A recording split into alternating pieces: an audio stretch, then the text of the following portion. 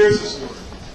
I'm Paris Barkley. I'm not only a director and a producer, I'm also on Senator Obama's Lesbian, Gay, Black Leadership Advisory Council. I know the senator for about 8 years. I'm from Chicago. I'm always working with the senator because she works for the state of Illinois. I've had conversations with the senator. Obviously, I've done fundraisers for him. It hasn't been because he's attractive. I'll admit it. Okay. That's not enough. Over the past few days, what I put together for you, for this audience in particular, are the 11 reasons why I support him. I'm not going to take time to go through all 11 of them right now. I'm only going to talk about the top 3 right now, and then if we have additional time. And I decided instead of doing it from what I believe, in my opinion, and blah, blah, blah, blah, I would use the senator's own words to describe these different areas. So I originally started with 26 reasons why I support him. I whittled it down to 11. They're not in order, but this is important. What came out for me as number 1 is he includes us when he's talking to friends and when he's talking to foes. And only Jesse Jackson before him does that. If you watch this speech at the Ebenezer Church, you saw this is what he said on, I guess it was last Sunday. He said, I'm talking about a moral deficit. I'm talking about an empathy deficit. I'm talking about an inability to recognize ourselves in one another. To understand that we are our brother's keeper, we are our sister's keeper, that in the words of Dr. King, we are all tied together in a single garment of destiny. If we're honest with ourselves, we'll acknowledge that our own community has not always been true to King's vision of a beloved community. We have scorned our gay brothers and sisters instead of embracing them. Now, admittedly, Mr. Obama is risking his life running for president. But I think he's also risking his life when you come to the Ebenezer Church and you say that. When you bring that up, when you put that in the forefront of your speech, and when you talk about the things that matter, you're taking a risk. And that's one of the reasons why I love him. He explained his thinking later on in The Advocate, but he said, I think he wrote an op-ed piece that was circulated right around the same subject. He said, for my entire career in public life, I have brought the message of LGBT equality to skeptical audiences as well as friendly ones. No other leading candidate in the race for presidency, and I think he's saying leading because Mr. Kucinich has done a pretty good job, I gotta say. No other leading candidate has demonstrated the same commitment to the principle of full equality. That matters to me.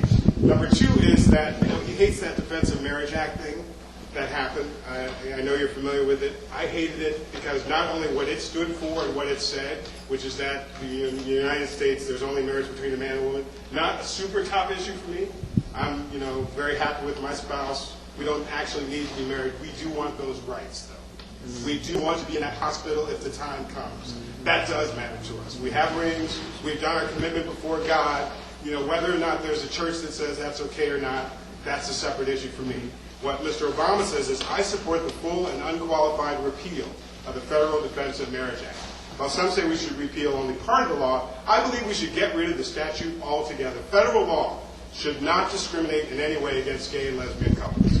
I will also fight to repeal the U.S. military's don't ask, don't tell policy, a law that never should have been passed, and my Defense Department worked with top military leaders to implement that repeal. And what that means to me is, it's not only getting rid of it and the idea of it, but when he was in Illinois, and many of you may not know this, he sponsored the anti-discrimination bill that passed in the Illinois Congress there. And one of the most interesting things about it, it did include gender identity, and it was controversial. And just like the end of the conversation we had a little bit earlier this fall, there were fights about it. And you know what? It didn't leave. It didn't get out of that bill. That bill passed, and that bill became the law in Illinois. And a lot of people would have you believe that he just stepped into this and started running for president. They don't look at the times that he spent in Illinois, which is my home state, actually making things that matter to us happen. And third, I think, and probably, right up there is this issue of, how should I put it nicely? Let's just put it this way, HIV and AIDS. I have talked to the senator about this, and I'm HIV positive, and I did an article in The Advocate about it and talked about it, so he knows that there's someone who speaks to him regularly who actually is living with the disease and thought he was going to be dead at 33 and is not dead.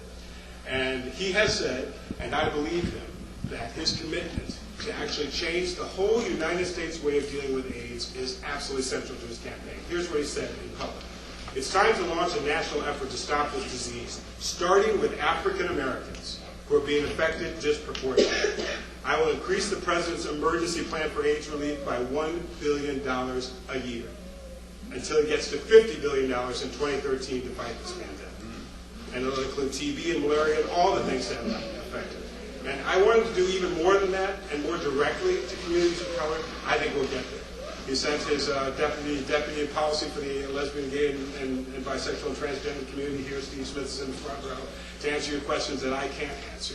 But I believe that commitment is there, and I believe the ears are open. I have several other reasons why I support it. They have to do with a lot of other things that are happening. I won't go into them right now. But I do believe in my heart that for the first time we have a chance to elect a president who can actually change not only how we're perceived, but how this country works. I haven't had that chance. I've been voting for a really, really long time. I think Hubert Humphrey was the first person I voted for. That's why I had no hand. And I have voted for the Humphreys and the Mondales and the Careys and all those other people, that I thought were very intelligent, good Democrats, traditional. They didn't win. It didn't happen. The world didn't change. I think Obama is a world changer, and that's why I support him.